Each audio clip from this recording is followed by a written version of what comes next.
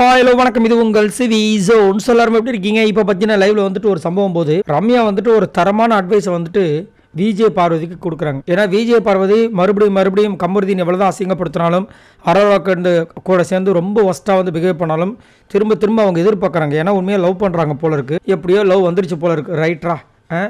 ஆனால் இந்த பிக் பாஸில் நான் ஆல்ரெடி சொன்னது தான், எந்த லவ்வுமே வந்து சக்ஸஸ் ஆனது கிடையாது. ஒரு 2 பேர் தவிர்த்து நினைக்கிறேன், மற்றதெல்லாம் நாசமாக தான் போயிருக்குது. இவங்களும் இங்கே வந்து ஆரம்பிக்கிறாங்க, ரைட்டு.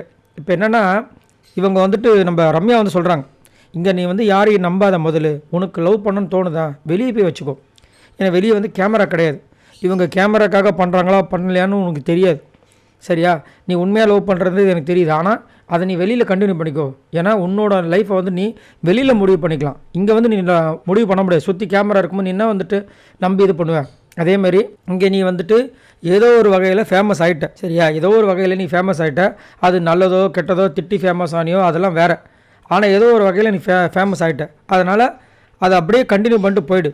ஏன் அவன் பின்னாடி நீ போகணும்? நீ வந்து அவனை பற்றி பின்னாடி பேசுகிற, அது எனக்கு தெரியும். ஆனால் அவன் உன்னை பற்றி பேசுகிறான்னு உனக்கு தெரியுமா? எனக்கு தெரியும். ஆனால் நான் சொன்னேன்னு வச்சுக்கேன், அது வேறு மாதிரி அங்கங்கன்னு போய் வெடிக்க ஆரம்பிச்சிடும். அதனால் வேண்டாம் அப்படின்ற மாதிரி வந்துட்டு கமருதீனை பற்றி பயங்கரமாக சொல்கிறாங்க. இதெல்லாம் எதுக்காக சொல்கிறாங்க அப்படின்னு பார்த்தீங்கன்னா, அவங்களும் வந்துட்டு ஒரு பையனை வந்து லவ் பண்ணியிருப்பாங்க. அந்த விஷயங்களை வந்துட்டு ஆல்ரெடி வந்து சொல்லியிருப்பாங்க.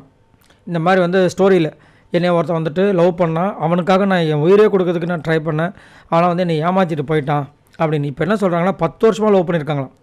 10 வருஷத்தில் 5 வருஷத்துக்கு அப்போ அந்த 10 வருஷத்தில் 5ஆவது வருஷமே எனக்கு மேரேஜ் ஆகிருக்கும். சப்போஸ் அவன் வந்துட்டு மேரேஜ் ஆனதுக்கப்புறம் என்னை விட்டுட்டு போயிருந்தானா, இல்லை ஒரு குழந்தைய கொடுத்துட்டு அவன் போயிருந்தானா, என் லைஃப் என்னவாயிருக்குன்னு யோசிச்சுப்பார்.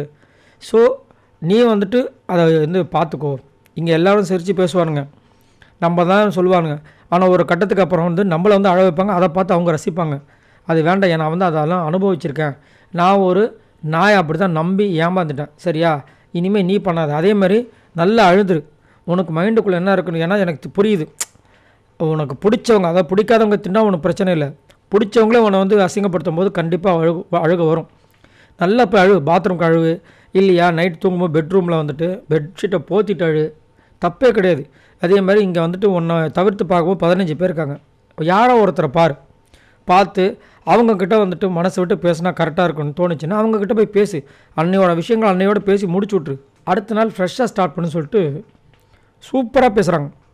என்ன ரம்யா இப்போ வந்துட்டு திடீர்னு இந்த மாதிரிலாம் பேசுகிறாங்க, பயங்கரமாக இருக்குப்பான்ற மாதிரி இருக்குது. அது மட்டும் இல்லாமல் இந்த வாரம் வந்துட்டு அவங்க கொஞ்சம் அடக்கி தான் வாசிக்கிறாங்க, ஓரளவுக்கு இனிஷியேட்டிவ் எடுக்கிறாங்க. பட் அவங்களுக்கு ஒஸ்ட்டு பர்ஃபார்மன்ஸ் போட்டவொடனே அவங்களுக்கும் ஒரு இதுவாக இருக்குது.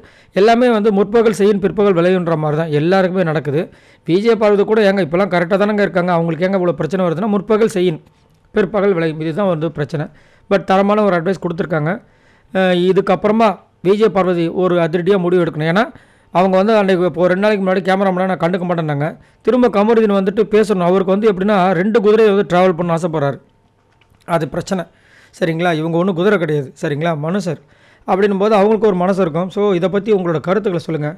திரும்ப வந்துட்டு கமருதீன் அவ்வளோ தூரம் அரோராக்கோட சேர்ந்து இரிட்டேட்டும் பண்ணுறாரு. இந்த அம்மா மேலே வந்துட்டு ஒரு அன்பு இருக்கிற மாதிரியும் சீனை போடுறாப்புல. இவங்க அதனால தான் நம்பி ஏமாந்துட்டே இருக்காங்க. இவங்க என்ன பண்ணணும்னு நினைக்கிறீங்க? மறக்காம கீழே கமெண்ட்ஸ் பண்ணுங்கள். பாய் நண்பர்களே.